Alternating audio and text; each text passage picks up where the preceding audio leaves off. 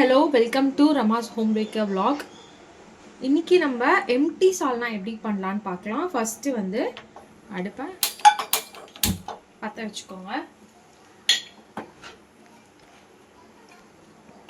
So இதுக்கு தேவையான அளவு எண்ணெய். ஸோ எண்ணெய் நல்லா காஞ்சிருச்சு. இப்போ வந்து பட்டை, லவங்கம், கிராம்பு, ஸோ இது போட்டுக்கலாம். அண்ட் தென் கொஞ்சம் சோம்பு,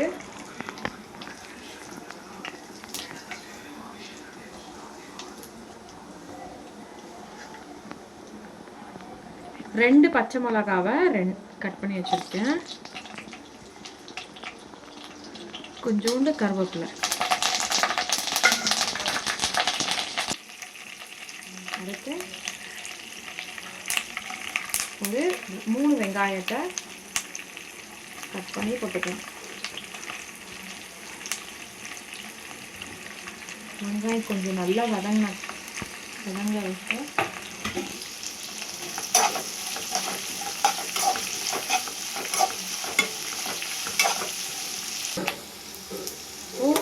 வெங்காயம் நல்லா வதங்கினதுக்கப்புறம் 2 ஸ்பூன் இஞ்சி பூண்டு பேஸ்ட்,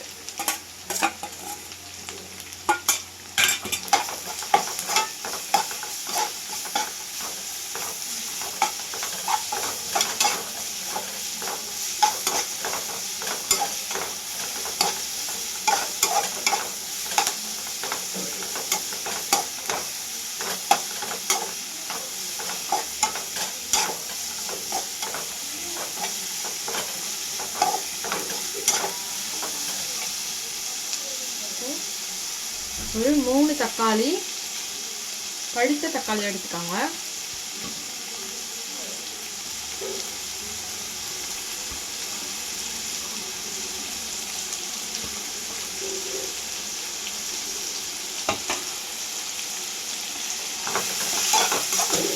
நல்லா இஞ்சி பூண்டு பேஸ்ட்டு, வெங்காயம், தக்காளி நல்லா வதங்கி வரணும். இப்போ கொஞ்சம் உப்பு போட்டுக்கலாம். உப்பு உங்களுக்கு ஏற்ற மாதிரி போட்டுக்கோங்க. இதில் கொஞ்சம் தேங்காய்,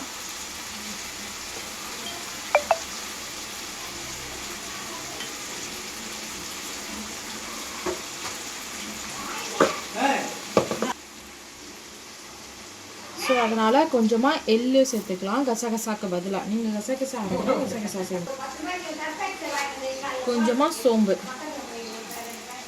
இதை நல்லா அரைச்சி எடுத்துக்கலாம். நல்லா வதக்கினக்கப்புறம் வீட்டில் அரைச்ச மிளகாத்தூள் ஒரு 1.5லேருந்து 2 ஸ்பூன் உங்கள் காரத்துக்கு ஏற்ற மாதிரி. ஆல்ரெடி நான் பச்சை மிளகா போட்டிருக்கேன்.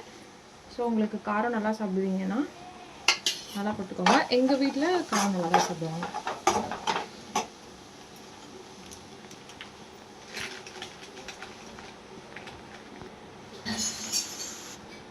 ஸோ கறி பவுடர் வீட்டில் அரைச்சது ஒரு 3/4 ஸ்பூன் இல்லைன்னா 1/2 ஸ்பூன். அரைச்ச தேங்காய் விழுத இதில் போட்டுக்கலாம்.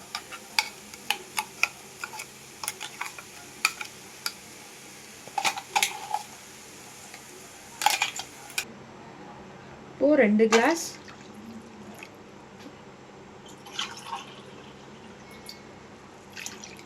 தண்ணி ஊற்றிக்கலாம்.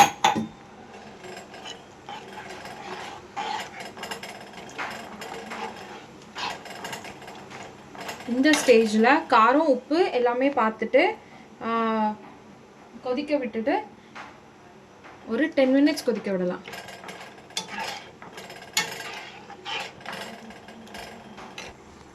டென் மினிட்ஸ் கழிச்சு குழம்பு நல்லா வெந்திருக்கு. ஸோ கடைசியாக கொஞ்சமாக கொத்தமல்லி தூவி இறக்கிடலாம்.